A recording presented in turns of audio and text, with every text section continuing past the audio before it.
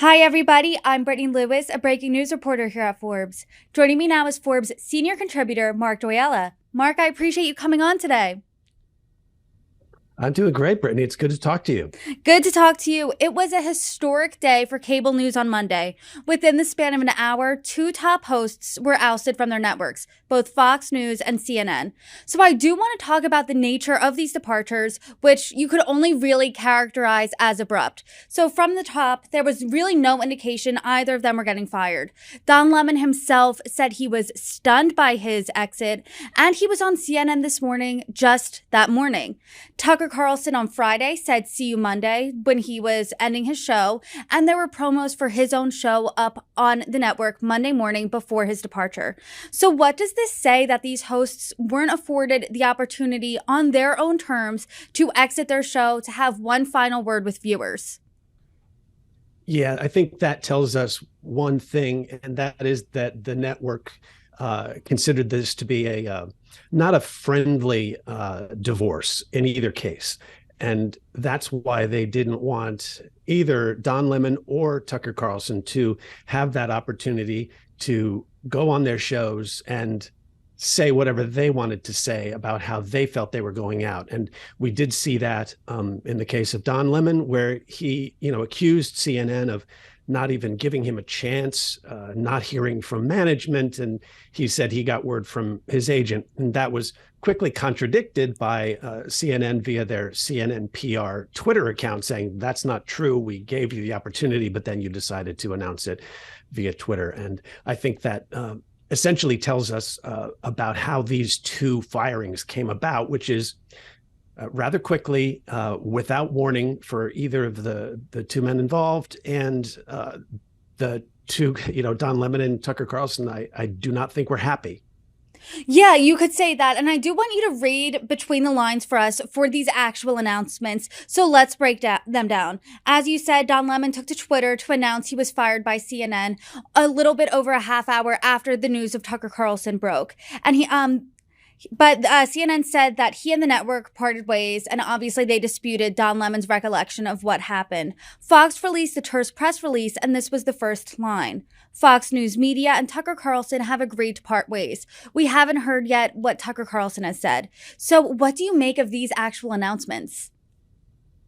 Well, it's interesting that the Fox News statement, and this was a kind of a classic television. We are it's almost as much of a cliche, this idea that we're parting ways, as saying somebody is going to go to spend more time with their family.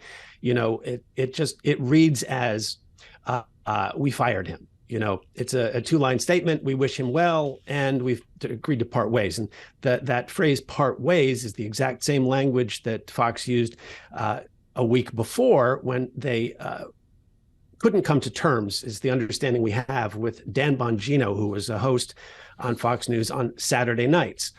He also did not have a chance to say farewell on his show, even though the network did say that he was given that opportunity, but he chose not to. He went on his podcast and, said it was a sad day, but we couldn't reach an agreement. But that phrase, "part ways," I think that is sending a message to some of the conservative fans of Tucker Carlson and Dan Bongino to say, hey, are these connected? Is this part of something larger? Are these just the first two guys to go? But those statements, they reveal a lot. Let's talk about that, because that is a question on a lot of people's minds. Are these things connected?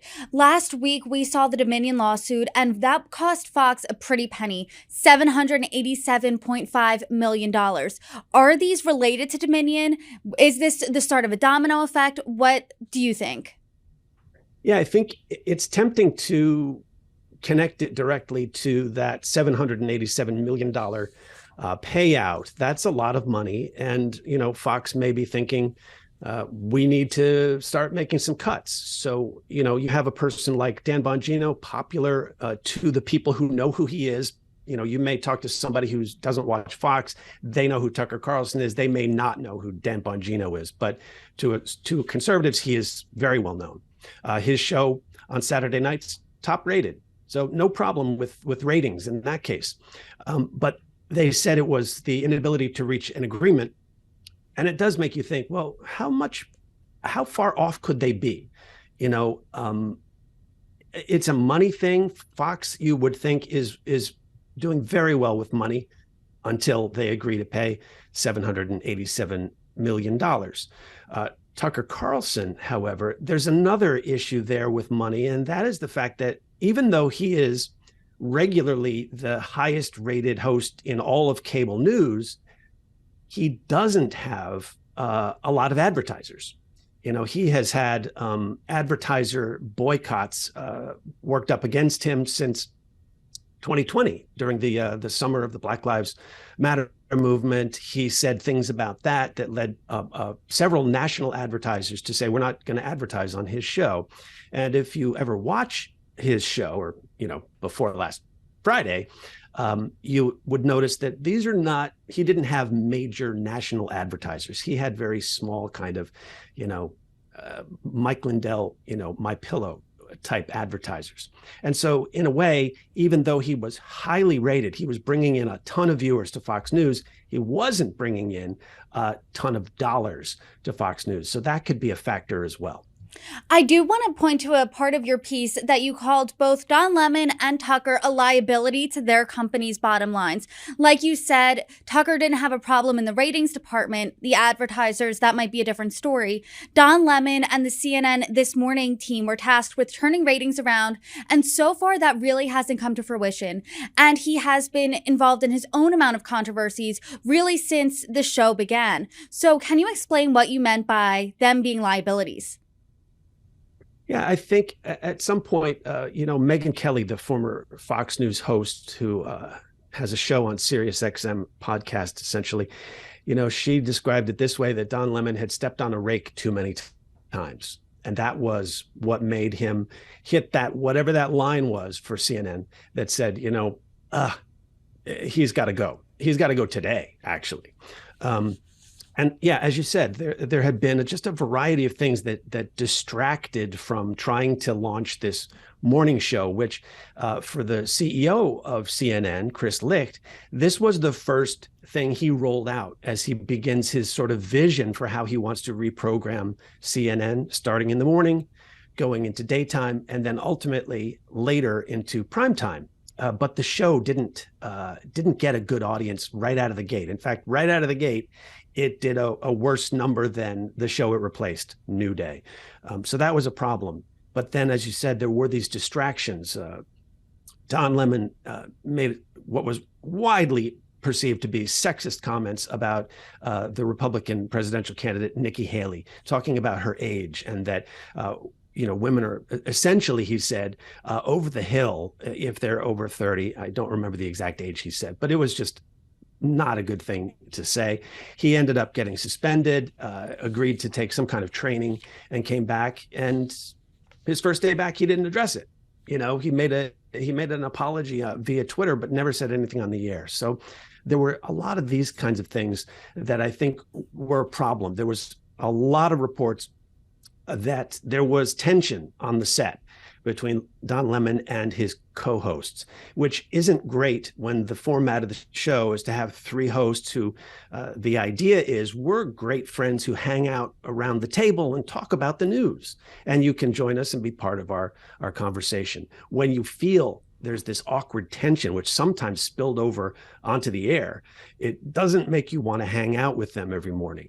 And I think that ultimately, it's that kind of thing that got Chris Licht, even though he handpicked Don Lemon for this role, to say, I got to put my priority on the show and not in getting Don Lemon to be what I want him to be. And the distractions are too much. And, you know, in his statement talking about Don Lemon, he thanked him, as they always do, for their service, and said, but we're committed to CNN This Morning, and we're going to make it a success. And now he's got essentially a clean page to do that, to try to do that. I'm very interested in getting your take on the timing of these two ousters. I mean, it happened within less than an hour of each other, but both of the issues that have been reported that led to these firings have already been known by the public. For example, Tucker Carlson's texts from Dominion lawsuit documents have been in the public for a month, where he's criticized former President Trump, saying he hated him, criticized his now former colleagues, calling for one reporter to be fired at least. And Don Lemon's problematic behavior has been outlined and reported for months now. So what do you make of the timing on a Monday morning? It's interesting. And as you said, having these two happen within an hour of each other, it gives you a sense of what's going on. Obviously, I don't think anybody believes that Fox News and CNN had planned this together. I don't think they have anything to do with each other and wouldn't want to. But the two of them coming so close does raise questions. I think sometimes a Monday is maybe a good day to do it. For Fox, they had decided, and this may have some reporting suggests have happened, the conversations that led to him being fired on Friday. That means as the Tucker Carlson Tonight team is preparing a show for Monday night, they want to make sure that announcement happens, because they don't want him to come in the building, essentially. So they're going to make a phone call and say, hey, Tucker, don't come in. Here's what's going on. But we're going to do this. It doesn't explain why it's this Monday versus any other Monday. But that, again, that timing, you look at it. So you had Tuesday, I think it was, the Dominion settlement announced. Thursday, Dan Bongino. Monday, Tucker Carlson. And between those days, on Sunday, there was a 60 Minutes interview with a guy who was a conservative who took part in the January 6th, attack on the U.S. Capitol, but a guy who was singled out, he says, by Tucker Carlson for mentioned a variety of times on his show, suggesting that he was somehow, a government agent, that the entire insurrection was organized by government entities. The guy on 60 Minutes in his interview, said, Tucker Carlson's trying to destroy my life. That could have been a factor as well. And one other thing that was perhaps weighing on the most senior leaders at Fox was another lawsuit, and that is by a former Fox News producer who had been part of Tucker Carlson's show, who described and sued and said, this is a sexist environment.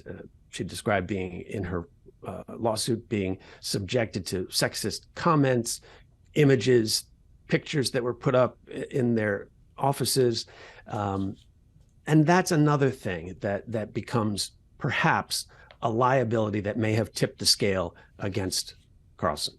Mark, these departures of both CNN's Don Lemon as well as Fox's Tucker Carlson really sent shockwaves through the cable media world. Fox's market value plummeted the moment the Tucker Carlson news broke. So what do you think this means for cable news as a whole? First of all, I think it's a reminder that cable news is a business, right? And as much as certainly Fox, during their filings with Dominion, they talked a lot about the First Amendment and journalism. CNN, of course, has a long tradition of doing great journalism, but they're both businesses. They are both in business to make money, and they don't want anybody, regardless of who they are. Tucker Carlson, the most famous face on Fox News, if you suddenly interfere with that mission, which is to make money, you're gonna be gone on a Monday morning without warning. Same thing for Don Lemon. If you start to interfere with CNN's ability to make money, you got to go. It doesn't matter if you've been at the network for 17 years. Goodbye, done. And I think that maybe the similarity here between Fox News' decision to get rid of Tucker Carlson and CNN's decision to get rid of Don Lemon is we need to show people that we take this stuff seriously. We need to show people that we are going to pivot. We don't know what they'll pivot to, but it does sort of draw a line and say, you know what, if this is dragging our business, want to let the folks who, the business people know, okay, we see that, we're going to move on. And that is certainly the conversation among a lot of, conservatives who have had issues with Fox after the 2020 election when, they said, how could you not more forcefully support Donald Trump? And they may be wondering, hey, these conservative voices are being gotten rid of. What does this mean for the future of Fox? Are you going to still be there for us, or do we need to go somewhere else? Mark, I really appreciate you coming on here, sharing your insights. And as more news develops, I hope you come back on and join me. Mark Joyella, thank you for coming on. Thanks, Brittany. It was great to be here.